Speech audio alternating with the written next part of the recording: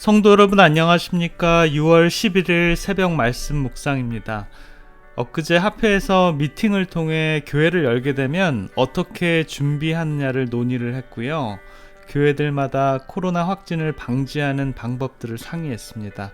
한 영혼이라도 감염되지 않고 차질 없이 예배를 드릴 준비를 하자는 의견을 모았는데요. 우리 교회에서도 이제 잘 준비해서 교회를 열자는 방안들을 준비하려고 하고 있습니다.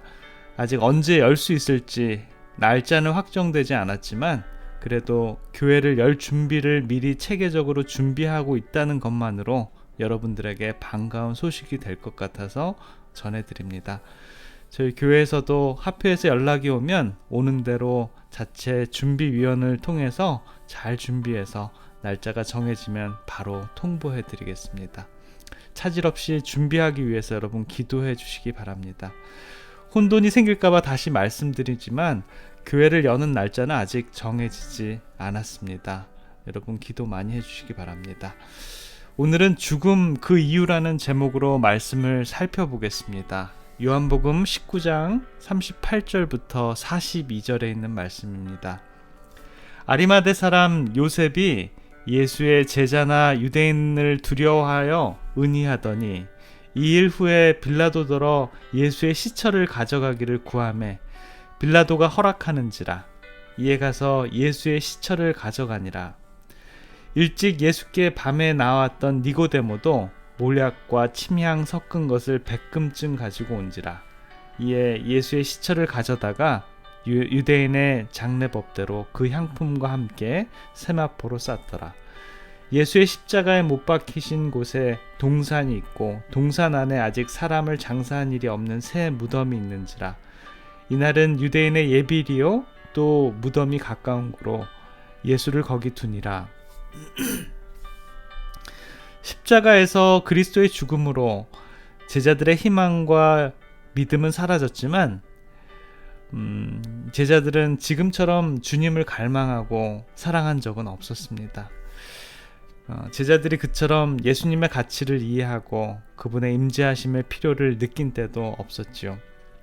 비록 예수님은 돌아가셨지만 그분의 시신은 제자들에게 매우 귀중한 것이었는데요.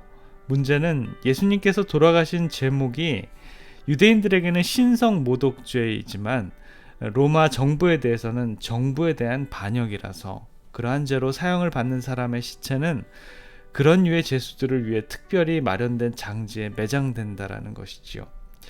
제자들은 시신에 대해서도 예수님의 장례에 대해서도 유대 고관들의 배려를 얻어낼 수 없었고요. 또 빌라도를 움직일 힘도 없었습니다.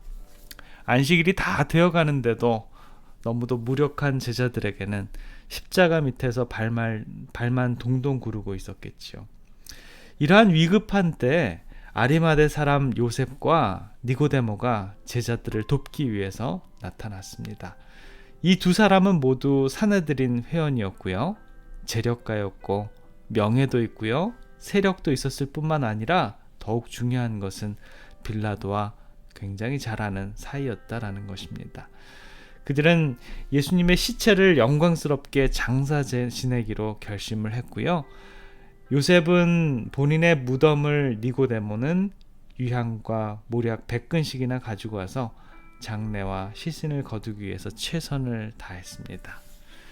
하나님께서는 부자들과 권력자들을 시시때때로 사용하셔서 하나님의 사업을 도울 때가 있는데 바로 이러한 때가 아닐런지요.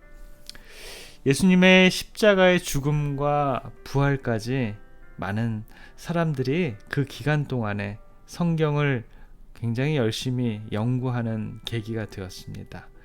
왜냐하면 십자가에서 본 예수님과 또 천재지변 그리고 죽었던 사람들의 부활 그 광경을 본 사람들은 참 진리에 관한 갈급함이 있었습니다.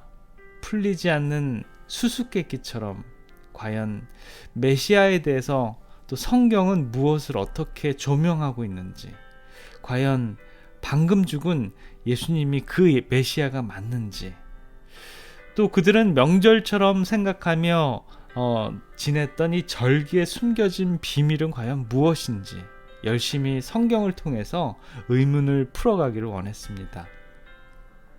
그런가 하면 또 다른 부류의 사람들은 예수가 메시아가 아니라는 점을 찾기 위해서 성경을 상고하는 사람들도 있었습니다. 여러 가지 목적으로 그렇게 성경을 연구했지만 모든 사람은 같은 진리, 곧 지난 며칠 동안 일어난 사건에서 예언이 성취되었고 또 십자가에 못 박히신 그분이 세상의 구주였다는 사실을 깨달았습니다. 그러한 연구에 참여했던 이들은 예수께서 부활하신 후 그들은 그분을 하나님의 아들로 인정을 했습니다. 제자들 뿐만 아니라 저를 십자가에 못 박게 하라고 부르짖었던 사람들이 이제는 예수님을 찾고 싶은 심정이었다라고 시대의 소망은 그렇게 고백을 합니다. 그들은 이 모든 괴략이 제사장들로부터 기인한 것인 줄 알고 그분의 죽음에 대해서 의문을 표명을 하기 시작했고요. 그러한 재판 자체가 비물로 붙여졌으나 예수님의 무덤 기간 동안 점점 많은 사람들이 이 부정한 재판의 보고와 제사장과 관원들의 이 잔인한 행동에 대한 소문이 사방에 퍼지게 되었습니다. 제사장들은 예수를 제거하기만 하면 이 모든 일이 종결지어지리라고 생각했었지만 백성들로부터 심한 비난을 받고 제사장들의 영향으로 예수님을 죽음의 길로 몰아갔던 그 군중들이 예수님의 죽음 앞에서 도리어 제사장들과 재판장들에게 화살을 다시 겨누고 있는 그러한 실정으로 제사장들과 고관들에게는 더 힘든 상황이 전개돼 가고 있었습니다. 사랑하는 성도 여러분, 이 진리는 어떠한 경우에라도 밝혀지고요. 어두움은 빛을 결코 이기지 못합니다. 여러분, 이 세상에서 얻는 억울함과 이 불공평함으로 고난을 받으십니까? 우리 예수님을 바라보십시다. 예수님께서는 십자가상에서 자신을 옹호하지 않으셨고요. 기적을 일으켜서 십자가를 거절하지도 않으셨습니다. 그렇게 무고하신 분이 십자가에 달려 순수하게 돌아가시는 분을 보며 많은 사람들이 예수를 하나님의 아들로 믿게 되었고요. 그분이 십자가에서 온 인류를 구하시고 성소의 휘장이 위에서 아래로 찢기는 그 사실을 알고 참으로 사람들은 그분이 하나님의 아들이라는 것을 깨달았습니다. 우리에게 허락하신 그리스도인의 사명을 순수히 그리고 묵묵히 이루어가는 것이 예수님께서 우리에게 보여주신 그러한 십자가의 모본이십니다. 여러분, 교회를 하고 사람들을 만나다 보면 선한 일을 하고도 오해를 살 때가 있고요.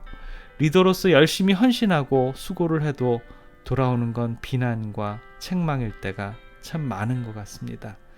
그러나 어두움은요, 빛을 이기지 못합니다. 주님을 위해 한 일은 언젠가는 선한 열매를 거둘 것입니다.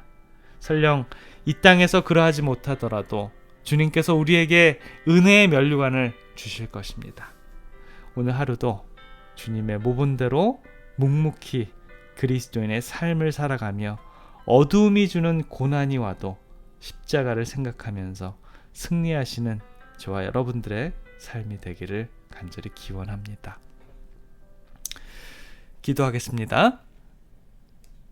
사랑의 아버지 하나님, 아리마대 요셉과 니고데모를 통해서 예수님을 장사하게 하시고 그들의 담대한 행동들을 통해서 그들의 믿음을 볼 수 있도록 인도해 주셔서 감사합니다. 아버지, 우리들에게도 우리들의 달란트를 통해서 하나님의 일을 할 수 있는 기회를 허락해 주시고 진리 앞에서 우리 하나님의 이 백성들의 삶이 담대해질 수 있도록 주님 인도해 주시옵소서. 주님의 빛이 이 세상의 어두움을 이김을 우리는 믿습니다. 담대하게 주를 증거하고 세상이 주는 고난보다는 주님의 나라를 소유할 믿음을 가지고 살아가게 주님 인도하여 주시옵소서. 우리들에게도 오늘도 주님께서 허락하시는 능력을 최대한 발휘하는 오늘 하루의 삶이 될 수 있도록 주님 함께하여 주시옵소서. 우리를 십자가에서 구원하시고 죽으시고 다시 부활하셔서 다시 오실 우리들의 예수 그리스도의 이름으로 간절히 기도드립니다.